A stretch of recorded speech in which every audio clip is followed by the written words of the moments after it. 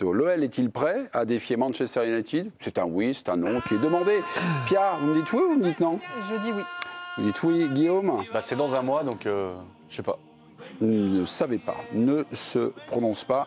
Damien, ouais. Damien. Oui. Oui? Ok. Et Étienne? Oui. Aussi? Philippe, vous avez quelque chose à ajouter ou pas? Non, je pense qu'effectivement, l'adversaire du soir me paraît un peu difficile pour pouvoir jauger du potentiel global de cette équipe de Lyon, mais en même temps, ils ont des choses intéressantes à faire valoir, donc on ne va pas les condamner, oui, plutôt oui. Ok, défier, pourquoi? Vous avez quoi comme argument pour répondre oui, les copains? On va aider Guillaume parce qu'il ne se prononce pas, Guillaume. Mais non, mais... Ah non, mais vous ne savez pas. Attendez. Oui, attendez. Non, mais j'attends de vous écouter. Damien. Non, Damien et Pierre. Manchester, c'est un peu comme Lyon cette saison. C'est une équipe avec quelques hauts, beaucoup de bas.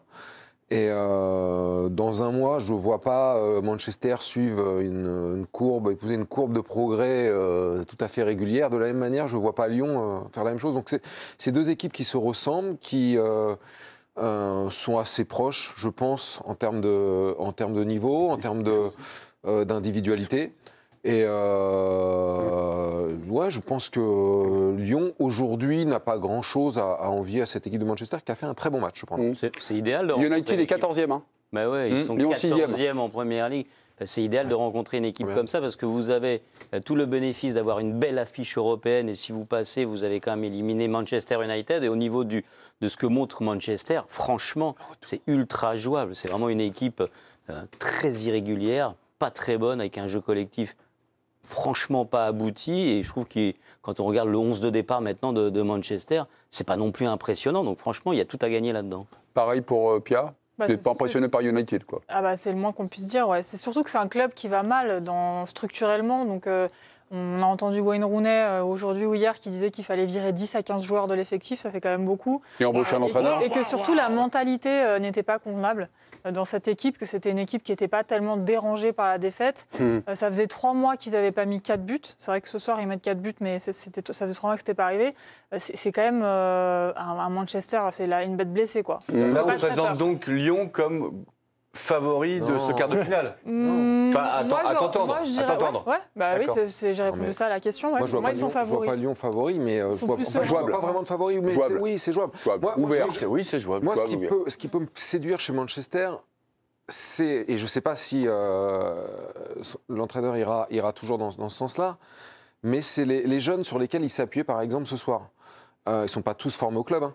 Mais le petit Dogbou qui est arrivé cet hiver sur le côté gauche fait très bon boulot. Kobe Mainoo, il ne jouait pas, mais il va revenir de blessure. Il va revenir à un moment donné et c'est un très bon milieu de terrain. Vous avez le jeune Evan qui joue en défense, qui a joué ce soir, qui est pas encore une valeur sûre, mais qui est un bon joueur. Et encadré avec un joueur comme Bruno Fernandes, un peu d'expérience, avec Onana dans les buts, je me dis... il faut quand même se méfier d'un second souffle. Moi, je trouve que les deux équipes ont les mêmes défauts.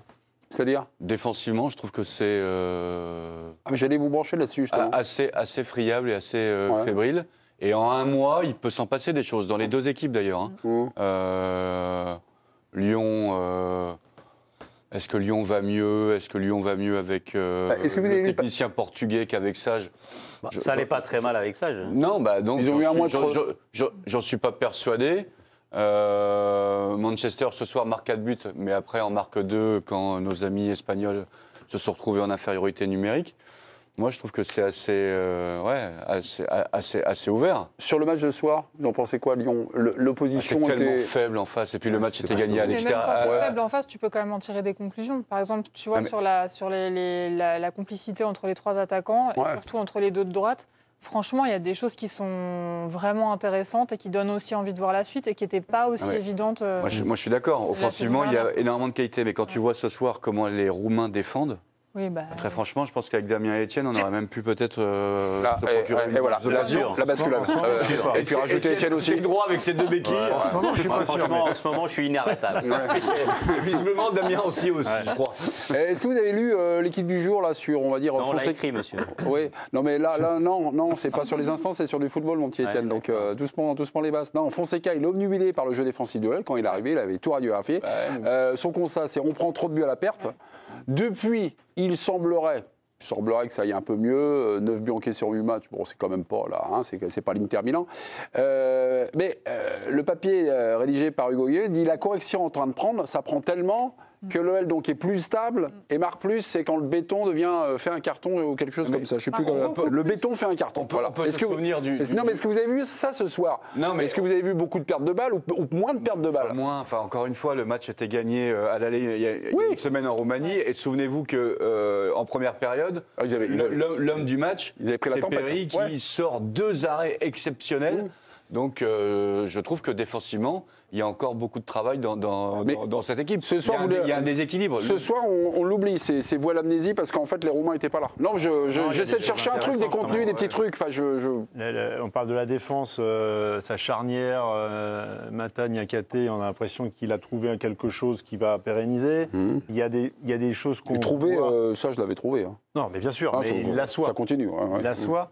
Et on commence à voir un tout petit peu, quand même, le foot de Fonseca, je trouve. Par séquence, on voit des... Encore une fois... Le retour, c'est à Manchester. Hein. Ouais. Par contre, il faut compiler ça avec d'autres matchs. Il faut voir le match contre Nice ou tout ça. Il y a des sorties de balles, il y a des trucs où on sent qu'il y a un travail qui commence à porter un peu ses fruits. Après, je suis d'accord que sur la complicité, les 3 attaquants, oui. Mais à chaque fois, ils avaient 1 seconde et demie pour réfléchir à ce qu'ils allaient faire avant de l'effectuer. Donc, c'est une complicité quand même. C'est pas faux. Autant tu te dis, par exemple, que Cherki, Nouama, il y a un potentiel, quoi. Il y a quelque chose, tu sais qu'il peut se passer quelque chose, qu'il peut y avoir des étincelles. Mikotadze aussi, je le mettrais là-dedans. Dans le côté un peu imprévisible. Pas mal, Mikotadze. Au niveau européen, je ne sais pas. Ça, on ne sait pas. De toute façon, on ne sait pas. Mais Cherki, Nouama, je me dis, pourquoi pas. On l'a vu Mikotadze dans des grandes compétitions. Géorgie. Avec sa sélection, c'était pas mal déjà. Moi, je trouve que pour le coup, Mikotadze, c'est la meilleure pioche lyonnaise à 18 millions d'euros. Je trouve que c'est franchement un avant-centre de très haut niveau pour le prix qu'il a coûté. Et je trouve qu'aujourd'hui, il est hyper intéressant. Vous ne trouvez pas qu'il fait des choses qui sortent un peu d'un côté attendu, prévu? J'aime bien ce joueur, mais on les réserve. Je me fie pas à un tournoi avec la sélection de Géorgie où c'est parce que je trouve que ce genre de tournoi n'est pas forcément révélateur du niveau. Il y a plein de joueurs qui explosent dans des tournois et qui ensuite en club n'y arrivent pas. Mais sur le talent, sur le joueur. Je reviens sur le talent individuel. Non, mais on parlait du talent. Et Philippe parlait de la charnière Mata Niakate. Mais moi, elle me fait peur cette charnière. Et sur le match aller à Bucarest. Elle m'a effrayé. Niakate? Les deux. Mais même Mata. J'ai plus vu. Il m'a fait plus peur. Mais oui, Niakate, les 25 premières minutes sont terribles. Mais sur le marquage. Et je me dis, c'est peut-être une pâle copie de ce qu'était Manchester United. Højlund, c'est pas Van Nistelrooy, mais c'est un peu plus fort que l'avant-centre du Steaua Bucarest. Donc, c'est clair que c'est plus fort devant Lyon que derrière. Donc ça, franchement, que ce soit avec Pierre Sage ou avec Fonseca, c'est à peu près la même chose. Maintenant, ce que je trouve intéressant, je crois que c'est un peu pareil. Pour cette Ligue Europa, c'est que vous avez finalement pas mal de grands noms du foot européen qui restent et des équipes qui sont en même temps pas si fortes que ça. Donc, et je pense que de ce point de vue-là, comme quand Marseille a été en finale de cette compétition, quand vous êtes un bon club français, je veux dire niveau Marseille, niveau Lyon, comme ça, juste en dessous de Paris, vous avez forcément votre carte à jouer dans cette compétition. On ira voir un moment l'arborescence. Virginie pense que Manchester va perdre et que Lyon va gagner la compétition. Hein. Voilà. Et ben voilà, c'est dit, c'est écrit, on s'en souviendra. Le parcours de Manchester a été honorable jusqu'à maintenant. C'est dommage qu'ils sortent aussitôt dans la compétition, mais je pense que ça va s'arrêter là pour eux. Toutes vos déclarations seront reprises outre-Manche. Virginie, vous avez eu la joie d'écouter Jordan Verretou à la fin du match. Est-ce qu'il s'est déjà un peu téléporté du côté de United, là, 10 et 17 avril prochain? Il en rêve. Voilà ce qu'il a dit. Tu rêves de jouer des matchs comme ça. On a la qualité pour l'emporter. Il ne faut pas s'enflammer. On doit continuer sur ce qu'on est en train de faire. On a tous compris les schémas du coach. Ouais. Vous pensez que ça, Simon est en train de prendre s'ils ont compris les schémas du coach, on est tranquille. Non, mais pour l'instant, c'est pas. Enfin, on ne voit pas un changement incroyable du côté du jeu de l'OL, qui conserve des qualités, qui conserve des zones de développement, des choses. On n'est pas sur le PSG de Luis Enrique qui est là. C'était pas une équipe qui était en difficulté tactiquement. Il y a un effectif qui n'est pas homogène, il y avait des trucs à régler, mais c'était quand même une équipe qui avait un bon coach, quoi. Donc, il y avait le mercato quand ça, j'étais là. Ouais. Voilà. Ouais, c'est vrai. qui déstabilisait complètement. Le mercato c'est ce avec en qu'il a plus dit, hein, l'épée donc, de Damoclès, non mais c'est vrai. Mais en fait, les doutes que moi, en tout cas, j'ai mis sur la défense de Lyon, j'ai mis les mêmes sur la défense de Manchester. Donc, Oui, c'est donc, pour ça. donc vous savez pas, quoi. Bah non. Vous êtes là pour nous Je dire. pense qu'il y aura une quinzaine de buts, Olivier. Il y aura une quinzaine de buts sur cette double confrontation. Vous vous réveillez maintenant. là. Est-ce qu'ils Voilà. sont prêts C'est la à tournée de défier Guillaume. Ouais. Oui, je pense qu'ils sont prêts à défier. Est-ce qu'ils vont éliminer? Non, je ne sais pas, excusez-moi. Si je savais, je vous garantis que je mettrais un billet. Un billet. Merci beaucoup. Je me parle sur la télé, sous la terre. 2,50 € qu'a laissé Olivier Rouillet sur le fauteuil. Mais tu en les bas. as laissés sur le fauteuil. Non, je les ai pris. Ah, bon.